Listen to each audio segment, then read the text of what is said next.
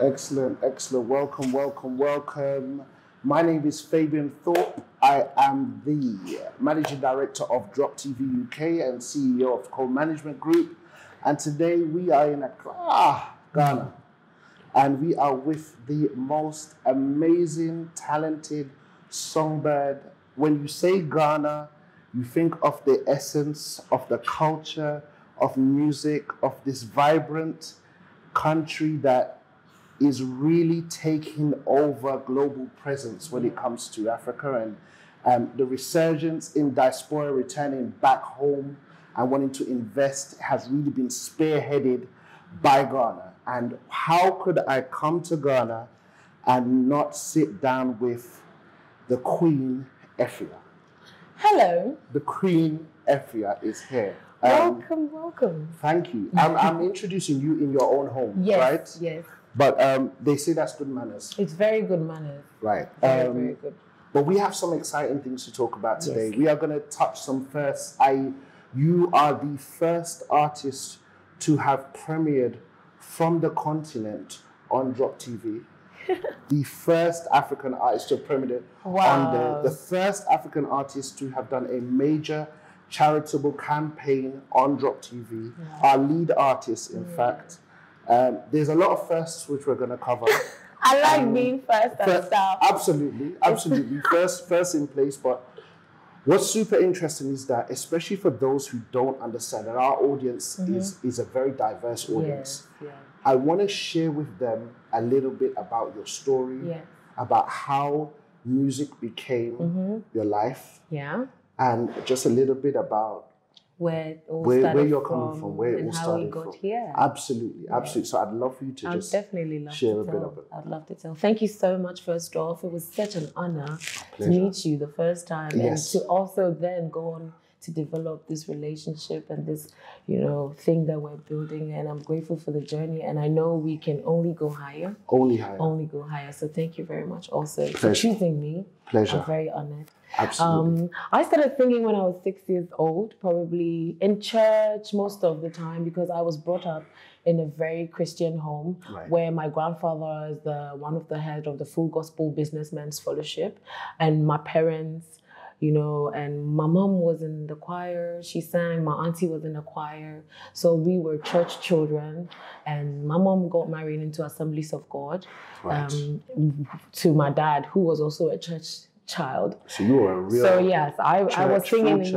I was singing in church since I was probably 6 years old. Right. So from 6 to the bigger, then we went to Missionettes Choir. That's the young girls choir in the Assemblies of God church. Then, from one church competition to another. Then I went to high school at Yasantua, and that's in Kumasi. It's a girls' school. Okay. And I didn't do a lot of singing there, but it was very, very involved in entertainment. And I was a sports girl. Right. So it didn't really become... What sports? The sports I used to do... 100 meters, 200 meters, 400, 4x4, hurdles, long jump. Oh, so you were a sprinter. You were running. Yes. And 800 long distance sometimes. Okay. Yes. There was a time I tried out the 1,000, It wasn't bad, but the thing is, I was much more faster. Yes. When you have to do the other ones, you have to pace yourself. Absolutely. And then when you're getting to your last 400, then you zoom off and then you give them the distance. It was all tricks and everything. But it was fun for me because I was very good at it. Okay. So I finished secondary school, then I came to university at the University of Ghana, okay. Where I did psychology and drama, theater arts, and music. Amazing. So, and then I majored in theater arts and minored in music. Okay. And that's when I finished. Before I went to university, I had always been working with my mom, who has a production company that's been building up for almost 25 years now. Right. That's Premier Productions.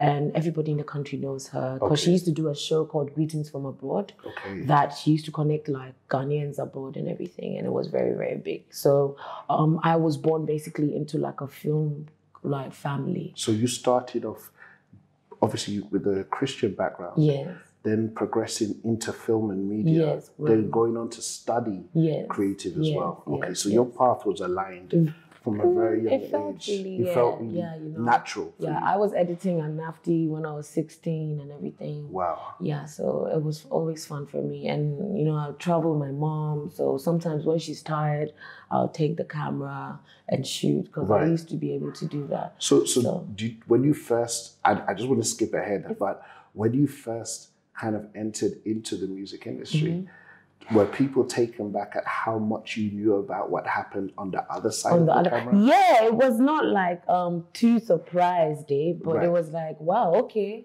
Yeah. Okay. You know, and it's like, I know my stuff. And it was like, it's always nice to be a little bit ahead if you're going into a certain field. Yeah. Yes. So I'm editing at my mom's studio in East Legon, and I was my uncle's hotel, Errata Hotel. Right. And most of the time I edit the whole night.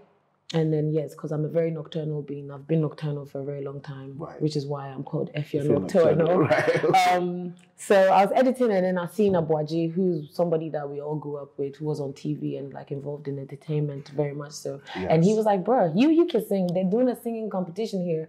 So you have to go check it out and see what happens. Right. So I was like, a singing competition in Ghana is like, he was like, yeah, it's going to be like Idols, you know. And that was the time where Idols had come. They were probably in their first or second year. Right. So it was like the first of its kind here, and it was called Stars of the Future. Right. So I honestly went to go to the program, to the what should we call it? What's it called when they're doing checking the auditions? The auditions. Right. Yeah. I went to the auditions to show off. Yeah. Because I didn't think like people could sing like that in Ghana. So you went there. So I was like, wait, there's a competition. All right, let me go see. So I went, and then BB was there, Yola, and all these people that I known because of my mom and everything. But they didn't know I could sing like that. Right. So I sang my version of Whitney Houston's "I Love the Lord." Wow. I sing it in a different way. Gospel. Yeah. And you know, Bibi's a jazz singer. Right. So she was very much impressed. Right. And that was... You put your own stamp on it. Yes, I sing it differently. Right. So it's like when I sang it was impressive, they knew, and it shows my voice range. Right. With falsettos, head voice, stomach voice and everything. And then basically Stars of the Future just started. We went from one level to another level to another level. I was top 3. Wow. And that's how... Basically, I would say, that's how it really just started. Then after that, they put Irene and I together, Irene Logan, who was the girl that was first. And we became Irene and Jane. Right. And on and on and on and on and on. So what throughout your career, what has been the burning thing that keeps inspiring you? So what is the thing that keeps motivating you? Because the music industry has changed a lot. Yes. We've seen the introduction of streaming and streaming services and commerciality, not to mention the impact of the pandemic on creatives, which has been super challenging. Shows disappeared. Sponsorships were reluctant to fulfill their obligations because they felt as if there was no way to There's no way to get it back. Get their investment, the numbers to pull up. Correct. Yeah. And so how and what did you dig into at that time to keep you motivated? You know, I've been very grateful to have a very, very amazing fan base who has stuck with me over the years, you know, throughout the transitions and everything that has happened. Last year was the first time in 12 years I stayed in Ghana for the whole year. Wow. Yeah. In 12 years. In 12 years. Amazing. Because mine's been moving since I was probably like 19. Right. So I rested for the best part of it. Yes. Which was needed. Yes. Which was very much needed. But in between that, we dropped Are You Not the One with Tiwa. Yes. And that was awesome. Amazing. And it's still going as of now. Still bubbling. So and I dropped a song with Mugiz also. Then we dropped so, you know, I think it was more of communication through the social media. Keeping the channel open. So I did some lives here and there. I used to go live a lot. You know, there were some other live sessions that we had with different associations that we also relate to.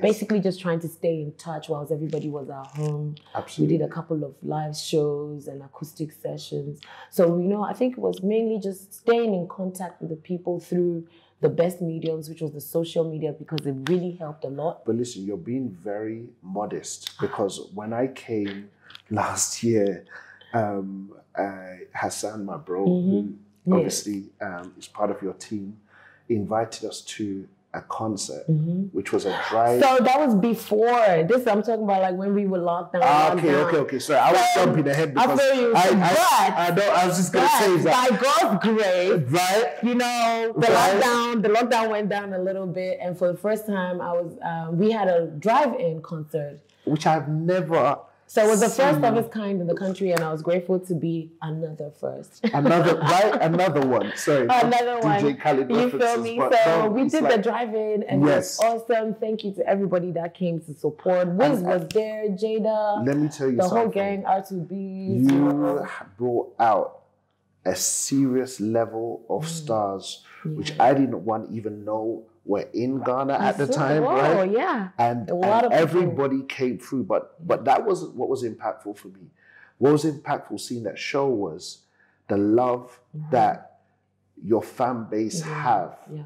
I mean, even while they were setting up the stage, your fans were there in their cars, blowing the horn, blasting their music, getting their drink on, literally ready and going. And then also just to see the natural chemistry that you have with artists who came to show love, whether they were performing or not, just to be there. Yeah. I think was super powerful. I'm grateful. I'm grateful for the gang and everybody that has been part of my journey. Yes. You know, I've met so many people, artists, and you know, people like you that are still with me. And I'm really, really grateful that when we call to pull up, they pull up for real. And I think it's wonderful. I want to share just something that you wouldn't have known is that on my first trip after a long time coming to Ghana, it was about nearly 10 years since I'd last been there when we first met. Okay. And I was, Hassan had been a super help in just helping coordinate some things for my team.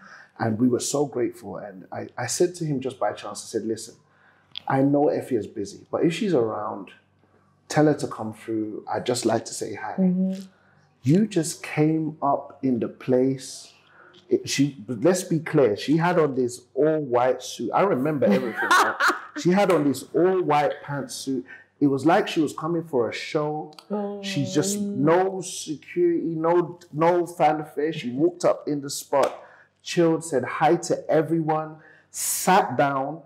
No, please, can I have 5 degrees of shades and lights and settings and so on? Like, I'm sorry, I'm not trying to expose people. And you just vibed. And I said to myself, when I went back to London and we sat down and we were discussing about how we were going to take Drop TV into Africa and where was the right place to situate and to place. I said immediately to him, I said, I have someone. Yeah. I've met her. She's amazing, but she understands, her work ethic makes sense. And I think this is something that we can build. Yeah. And that kind of transitions into the amazing campaign, which we just closed, which was a very touching campaign. And for those who don't know, we did a collaboration with Drop TV and an amazing global brand called Veramoda, a well-recognized fashion powerhouse. Please send me more clothes. Right, guys, logistics, we need more clothes. Guys, Veramoda is watching, guys. You see how I rock those clothes? Send me more. Say no more. I'm pushing the button as soon as this interview is done. Right? So we when we sent your profile over to Veramoda, they got it. And in such a quick time, and just to share some things about this campaign, it was all about mothers. Yes. And the importance of motherhood. And I was so pleased with how quickly you responded back to say, I'll do it. Yeah. What did it mean to you when you heard about the campaign and Veramoda's focus on motherhood and wanting to create these tributes from 5 women around the globe, who are songwriters, writing music and putting themselves in a position to be able to show their talent and at the same time convey the love they have for, if not the most important person in our lives, right? So how did that feel? I love my mother. She's definitely the most important person in my life. Amazing. And there's nothing I wouldn't do for her. Any way I get the chance to show any kind of appreciation for my mother, I do it double if I can. So, and I love supporting women. So when I saw it, I was like, wow, this is something that I definitely want to do. And I love working with other female artists. Yes. And it's like bringing joy to mothers, especially mothers that don't have, Right. It's just, you know, it's the kind of energy that will bring you blessing forever, because it's you putting it out there without any like hesitations or no expectations. And it was like something that I definitely wanted to be involved in. And the fact that it was Mother's Month and I could do a song for my mother and get to shoot a video that my brother shot. And it all came together. I just want to tell everyone, if you haven't seen the video, which you're crazy, and I don't know where you go watch the video. So links are in bios. Go to Drop TV. All the links are in the bios. All the links are in all of the bios. Go check it out. And check it. Check the video. And not just that. There's something even more special about this campaign, was that Veramoda designed a specific piece of apparel, which via the world's first shop-tainment platform, Shop-tainment. Shop-tainment. Get to know the terminology. Shop-tainment. TV in place. I'm telling you that so not only were you the first African artist to be premiered on Drop TV, the world's first shop-tainment video selling platform, you also were the first to do our first charitable campaign focused on Mother's Day. How many more firsts do I have to say in place? You were the lead. I have a surprise for you later on, just to tell you about how impactful that campaign was. But tell me, when we first told you about Drop TV and the ability and the opportunity for artists, how did that hit you? What did you think about the notion? You know, like coming up as especially for people who are now starting off, these are the opportunities that we didn't get. And I think it's very great to be able to have this kind of place where you can shop your videos and still be able to make the money and also like be able to help yourself. I mean, if you're like an upcoming artist. Absolutely. So I think it's a very, very great idea, and I'm very, very committed to like putting a lot more people on it so that, you know, it's not just a small time thing. And then I want it to grow so that more artists will get to know that they don't have to go through the long processes, because it's very hectic. And as a creative, if you're stressed, you can't really create as much as you're supposed to. So I'm grateful for Drop TV, and I know it's about to become big. So here's the reality is that in the current way in which music is consumed, a lot of effort has to go into your deployment on streaming platforms. Yes, in order to recoup how you put it out, money back. Because at the end of the day, music is your life. It's true. It's your daily bread. You gotta put it up. And so what amazed us, especially when we built this platform, was the ability to give you the opportunity to connect direct with your audience and provide them not just with your own exclusive merchandise, but here's what's happened is that now brands are coming to us saying, hey, we really like EFYA. Oh, she's amazing. God. How can we work with EFYA and how can we seed and put product in an EFYA video and reach her fan base? Now, is it now more than ever, do you think it's important that creatives and musicians have multiple revenue streams when it comes to their rollout? Like definitely. It's like in life. You know, if you realize you're doing something and you can expand it and make sure that you're not just getting money from making the clothes, but you're making merch on the side, you're making hats, you're making this and that. And then apart from that, you have this other business on the side. So if you're not, it's not just coming from the streaming, it's coming from the videos, it's coming from the merch, it's coming from the shows, and then your endorsements, and then there's placement, and then this and that. And you know, I've been here, so I've learned my part of it. So it's really grateful to have multiple sources of income when it comes to that particular setup. And you know, it's great. I'm grateful to have such a place. Listen, EFYA fans, I got you. I got all of you right now. Don't worry about it. Trust me, Fabian has your back. I'm going to ask her this question, which I know you want to hear. Okay. What next? What is coming? What is EFYA been working? I have some spies in the streets. Like I'm hearing some things that you are also hearing. Right? and the streets is talking. That there's some cooking going on in the kitchen. Is this true? There's a very, very, very heavy meal. Heavy meal. A heavy meal aguan. What's weird? You know. Don't bring the yard up. She just tried to bring the yard out of me. I'm gonna hold that back. So, I'm gonna keep it in check. I've been in camp for almost 2 weeks now. Yes. So we're working on finishing up my EP that's coming next. What 2 weeks? So you have been in camp. Yeah, we've been cooking for 2 weeks, and the EP is. Yeah, we're formulating it. You know, I like to get it tight, and I'm grateful to have somebody like Kwame Yeboah on my side. Kwame Yeboah on us. Tell them about Kwame. Just briefly. I think everybody should know. If you don't know, Google on him and then check your thing and then get your facts right. I feel like when I'm around Jamaicans, my accent changes. You just turn into Queepatra, you turn into Soul. I'm very, very excited for the work that's been coming. You know, Ghanaians and my fans basically worldwide know that I like to take my time with my music. Yes. And so I'm very grateful for this opportunity to be able to get the best out of the music that I've been making for the last 1 year. I've been working on this for a year now, and I think that this is almost the last part of it. Yes. To the formulation to make it become a reality. Right. And I know my fans have been waiting for a while to hear some, you know, a compilation. Yeah. And I got you. The fire I is got there. you. So the EP is gonna be ready by the time we're entering summer. Okay. And then exclusive. Another one.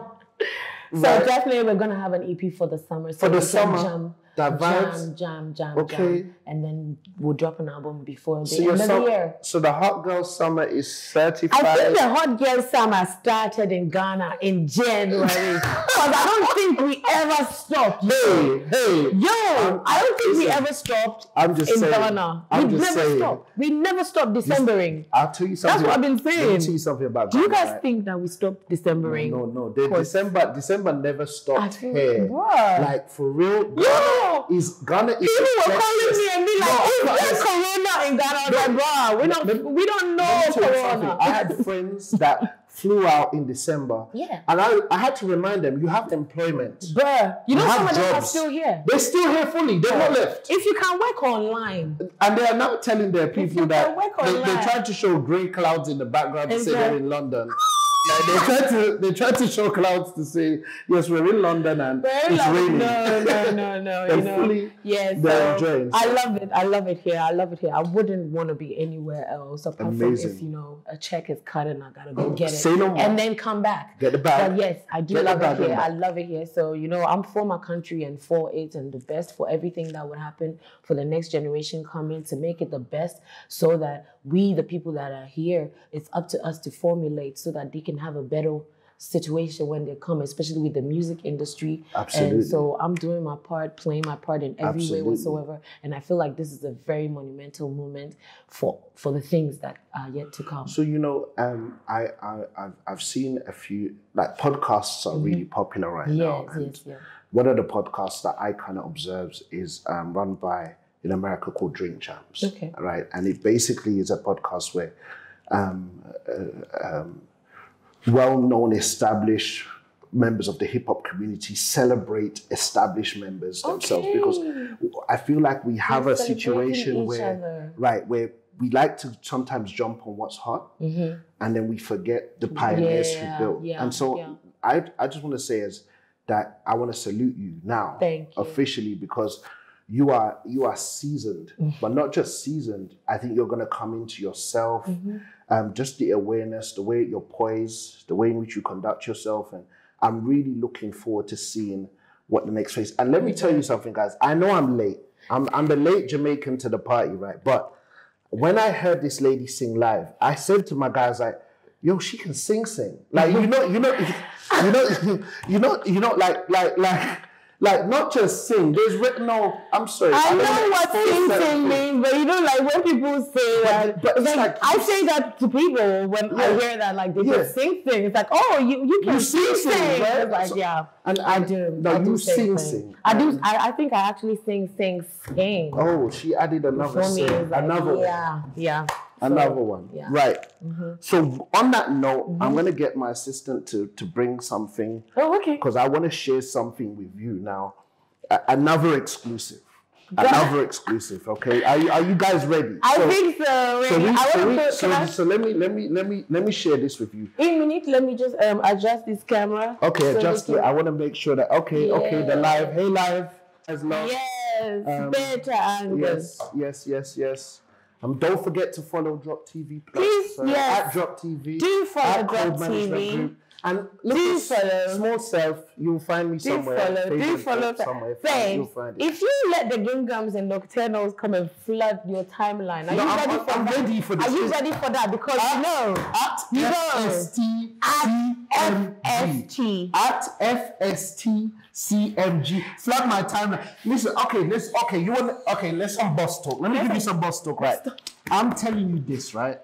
Not only am I the managing director of Drop TV UK, it's officially been confirmed that I'm going to be heading up Drop TV Africa as well. Wow! Exclusive, right? So let's be clear. I've already said to Madame Queen EFYA, your queen, that we are going to be collaborating on the rollout and videos that she's coming through. So if you show me a little bit of love, if you start following Drop TV and you follow FSTCMG, and so I can understand just how powerful this whole thing is, and I'll be like, what? I'm scared, right? I'm really scared. We might get some big things for the fans. Let's see what's gonna happen. We're gonna do some magic. So let me see if you guys are out there. Let me put it there. Actually, let me put it there. We can put it there. We can put it there. Wow, the Queen has posted. I'm scared now. Please, can someone get me a stylist, please? Wow, Fabian. I need a stylist. I trust my Gingams. I need lighting now. Is there any makeup somewhere? You want to do some little touch up here? I just want to be ready. Hassan is like Fabian is not Hassan is thinking to himself, what they done to my brother? And follow Fabian. Follow Drop TV. I'm ready. I'm prepared, guys. Thank you. Flood him. They'll be like, what's happening? So here's what we have. I know we kind of shifted space as well. Social distancing. I'm just making sure that the distance is very social. Trust me, right? So what I want to share with you is that in that brief campaign for the SOS orphanage in place. So as a result, I just wanted to let you know that as the queen bee for this campaign, we're happy to pronounce and show you that guys, what's happening? We raised $22,000.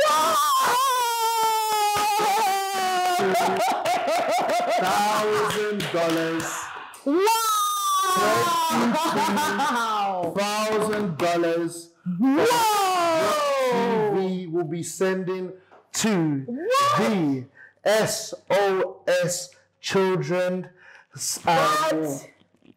Village place, Children's Village, the SOS Children's Village. Guys, it's a big ass check! It's not a small check, it's a real check. And it's exclusive, another exclusive. Wow. And this was you. Wow. I want to salute and thank all of the women that were able to participate in this. I just want you to know that you spearheaded this figure.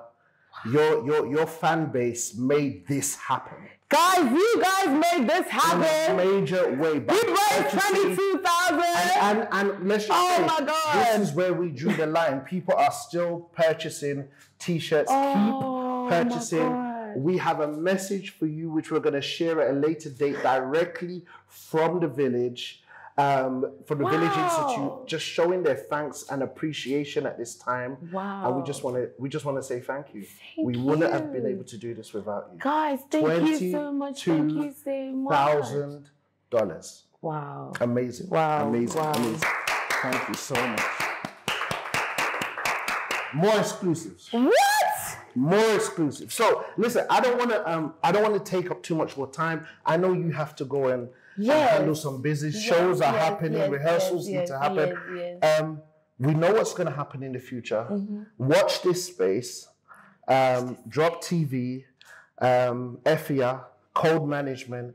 It's a beautiful story. Thank you so much for your time, EFYA. Thank you so much for having us. This is so awesome. You are an amazing talent, and awesome. I just want my Ghanaian passport. They're gonna be so pleased. I'm telling you.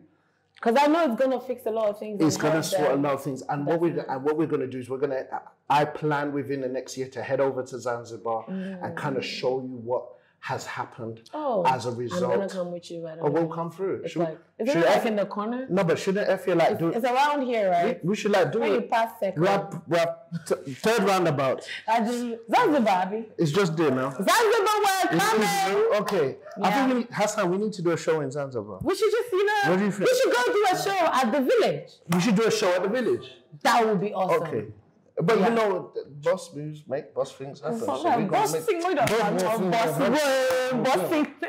now. Okay. Yes, it's great to have a boss on your side. Thank you so much. Thank you, Fabian. This is awesome. This is awesome. I'm actually blown, and I'm grateful. Thank you. There's so much positive energy. You guys see the team, but everyone a round of applause. Thank you. Thank you so much. Thank you guys. Thank you so much to all the fans, all the ginghams, all the nocturnals worldwide that bought these merchandise. And it's like, wow.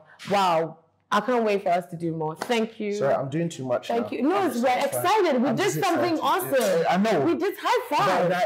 We're going to do more. And we're going to update you more as to how much more money we raise. Yeah. And we're going to be doing some amazing things. And Hassan is now scared, but never mind. That's his life. This is what we do to Hassan. This is life. Thank you. Thank you so much. Thank you. Oh, I'm happy. Come closer, let me feel your vibe. I know you